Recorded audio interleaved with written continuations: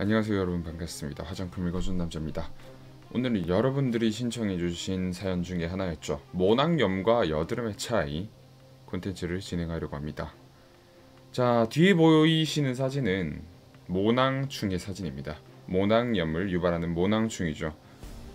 피부 상재균으로 우리랑 같이 살아가고 있다고 생각하시면 되는데, 이 녀석이 염증을 유발할 수도 있다는 것, 그래서 모낭염이 유발돼서 피부가 심각한 상황에 다다를 수도 있다는 것, 여러분들은 이미 많이 겪어보셨고 경험해보셨고 그리고 치료도 한 번씩 해보셨을 겁니다.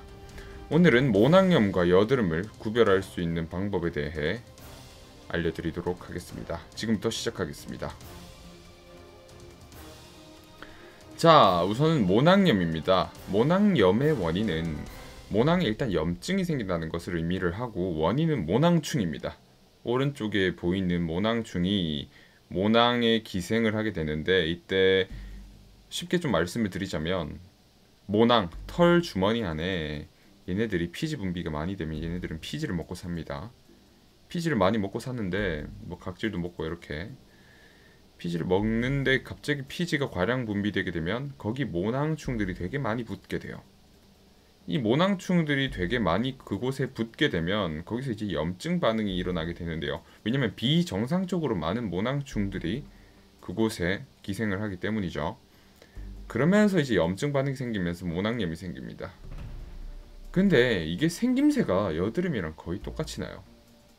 염증이 그냥 모낭에서 모공에서 올라오는 형태이기 때문에 여드름이랑 육안으로 식별하는 게 매우 어렵습니다. 매우 어려운 게 아니라 거의 99.9% 식별할 수 없다고 저는 개인적으로 생각을 하고 있어요. 자, 그렇다면 어떻게 박멸하는 게 좋을까?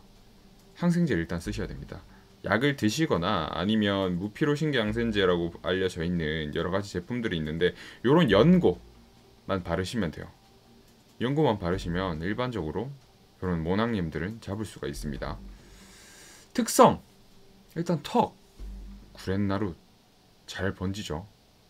턱이랑 구렛나루 일단 잘 나요, 모낭염 같은 경우에는. 왜냐면 턱이나 이런 구렛나루에 보면 우리가 수염이 자라죠. 수염이 자라는 모낭이 굉장히 많습니다. 그러니까 이 수염이 처음 나시는 분들이나 아니면 계속 이제 나고 있고 아니면 수염이 좀 두꺼워지거나 막 굵어지는 그런 상황이 있는 분들은 이 모낭염이 나시기가 되게 쉬워요.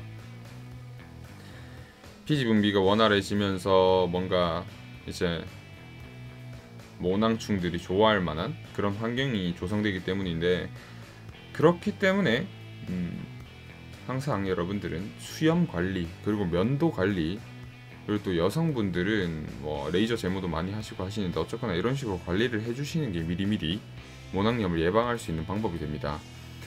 생김새는 여드름과 비슷하다는 게 정말 큰 한계가 있고, 또 중요한 거는 이런 모낭충들이 알칼리성 상태의 피부를 좋아한다고 해요. 그러니까 피부를 알칼리성 상태로 많이 만들면 안 되겠죠. 피부를 알칼리성으로 만드는 행동은 어떤 게 있냐면, 알칼리성 계면활성제가 매우 많이 배합되어 있는 어떤 세정제가 됐거나 아니면 비누 같은 걸 사용하는 것들, 제가 그래서 항상 알려드리지만 비누의 경우에는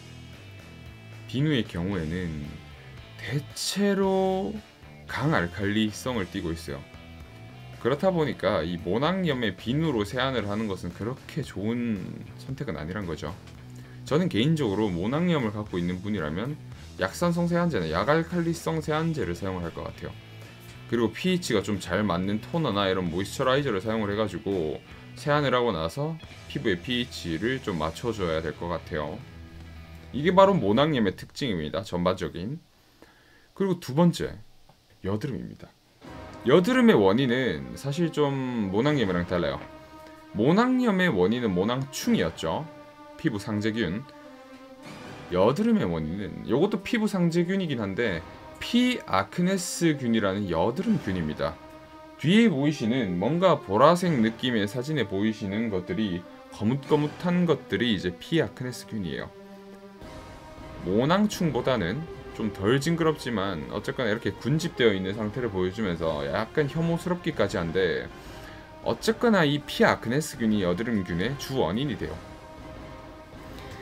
박멸 방법에는 벤조일 페옥사이드, 그러니까 가사나 벤조일 혹은 트레티노인, 비타민 A 유도체와 같은 것들을 사용하는 방법이 있고, 또 뭐 아젤라이게 시드도 있고 뭐 여러 가지 성분들이 많아요. 여드름균을 제거해 줄 수 있는 그런 약간 항생 역할을 할 수 있는 것은 뭐 항생제를 드시는 방법도 있고 뭐 여드름 약을 드시는 방법도 있죠. 경구용 이소트레티노인 혹은 이제 티트리 오일 5% 이상의 티트리 오일을 사용하시는 방법도 있습니다.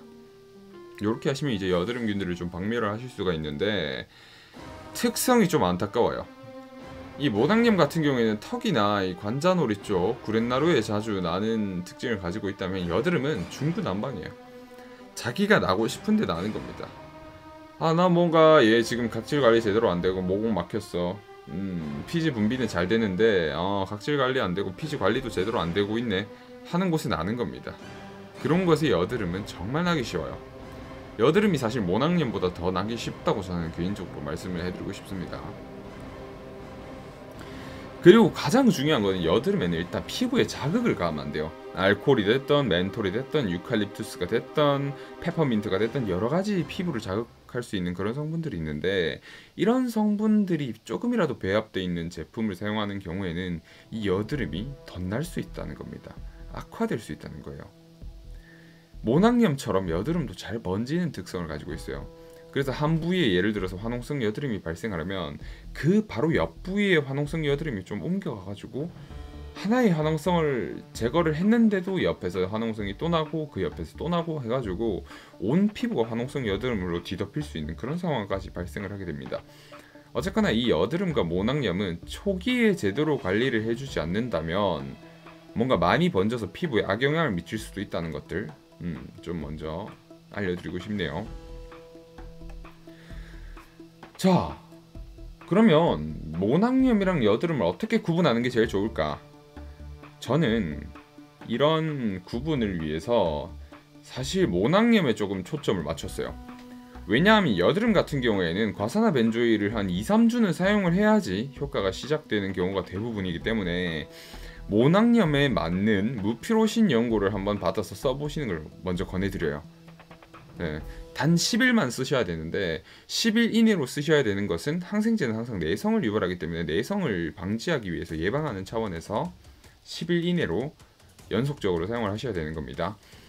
물론 이렇게 일반 의약품 같은 경우에는 약국에 계시는 약사님께 제대로 상담을 받으셔야 됩니다. 그래야지 구매가 가능하세요.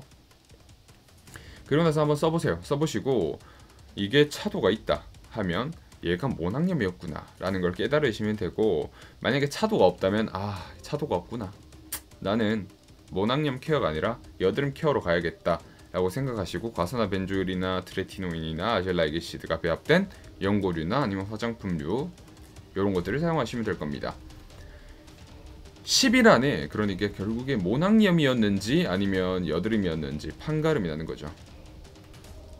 마치 소방수가 이 불의 원인, 근본이 되는 원인을 제거하는 것처럼 우리는 모낭염인지 여드름인지 구별하기 위해서 이들의 근본적인 특성을 먼저 이해하고 있어야 될 것 같아가지고 이번 영상을 제가 준비를 해봤습니다.